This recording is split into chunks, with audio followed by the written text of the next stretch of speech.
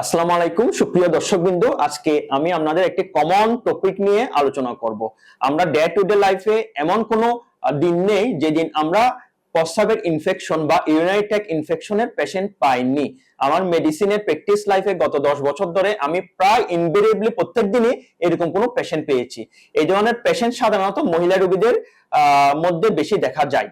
এর কারণ কি এবং কাদের বেশি হচ্ছে এবং কেন বেশি হচ্ছে সে নিয়ে আমি আপনাদের সাথে আলোচনা করব এবং কিছু নিয়ম বলে দিব যা ব্যবহার করে, যা আপনারা প্র্যাকটিস করে এর থেকে কিছুটা হলেও মুক্তি পেতে পারেন। প্রস্রাবের ইনফেকশন সাধারণত আমরা মনে করি ফিমেলদের বা মহিলাদের বেশি হয়ে থাকে। কারণ হলো তাদের পায়ুপথ এবং হলো যে মূত্র যে নালী তা খুব কাছাকাছি অবস্থান করে। এটার কারণে ইনফেকশন হওয়ার সম্ভাবনা সবচেয়ে বেশি থাকে। এছাড়াও আরো কি কি কারণে প্রস্রাবের ইনফেকশন হতে পারে, যেমন যারা পানির পরিমাণ কম, প্রস্রাব আটকে রাখে, তাদের প্রস্রাবে ইনফেকশন হতে পারে। কোনো যদি রেনাল স্টোন থাকে বা কিডনিতে পাথর থাকে, তাদের প্রস্রাবে ইনফেকশন হতে পারে। কোনো কারণে যদি রোগ প্রতিরোধ ক্ষমতা কম থাকে বা অন্য কোনো ইনফেকশনের কারণে এই প্রস্রাবের ইনফেকশন বেড়ে যেতে পারে। এবং সবচেয়ে ভয়ের কারণ হলো আমরা রোগটা যদি সঠিকভাবে ডায়াগনোসিস না হয় তাহলে এই রোগ বারবার হতে পারে, যেটাকে আমরা বলি রিকারেন্ট ইউটিআই।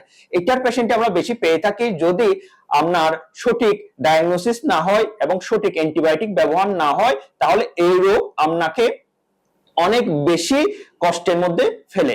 আমরা এটা এরকম রোগীদের কি কি কমপ্লেইন সাধারণত পেয়ে থাকি। রোগীরা এসে বলে আমার ঘন ঘন প্রস্রাব হচ্ছে, রাতের বেলা প্রস্রাব বেশি হচ্ছে, প্রস্রাবের সময় আমার খুব জ্বালা পোড়া হচ্ছে, তলপেটে ব্যথা হচ্ছে এবং কিছু কিছু ক্ষেত্রে কোমর ব্যথা এবং জ্বর আসে। এই ধরনের রোগীরা যখন আমাদের কাছে আসে তখন আমরা সাধারণত একটা কমপ্লিট ব্লাড কাউন্ট করে থাকি, ইউরিন আরএমএ বা ইউরিন রুটিন মাইক্রোস্কোপি এক্সামিনেশন করে থাকি। কিন্তু আমরা যদি urine culture and sensitivity testing না করি তাহলে ওনার কোন জীবাণু এবং এটার এগেইনস্টে কোন অ্যান্টিবায়োটিক কাজ করবে এটা সঠিকভাবে আমাদের ডায়াগনোসিস করা সম্ভব হয় না। রোগী যদি অ্যান্টিবায়োটিক খাওয়া অবস্থায় থাকে তাহলে আমরা একটা বিকল্প ব্যবস্থা অবলম্বন করি, যেটাকে বলা হয় ফ্যান মেথড। এই ফ্যান মেথডে অ্যান্টিবায়োটিক চালানো অবস্থায়ও আমরা অর্গানিজম এবং অ্যান্টিবায়োটিক সেন্সিটিভিটি বের করতে পারি।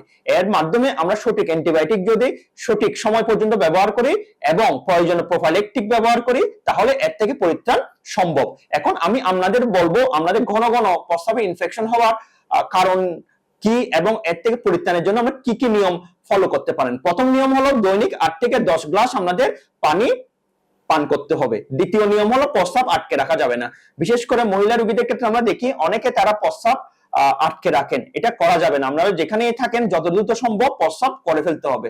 তৃতীয় নিয়ম হলো প্রস্রাবের পরে আপনাদের পানি খরচ করতে হবে। এর ফলে আমার প্রস্রাবের স্থান বা আমার মূত্র নালী পরিষ্কার পরিচ্ছন্ন থাকে, ইনফেকশন হওয়ার সম্ভাবনা কম থাকে। এছাড়াও দেখা যায় অনেকে টাইট করে জিন্স বা পেটিকোট পরেন, এতেও প্রস্রাবের মূত্রথলিতে চাপ পড়ে প্রস্রাবের ইনফেকশন হওয়ার সম্ভাবনা বেড়ে যায়।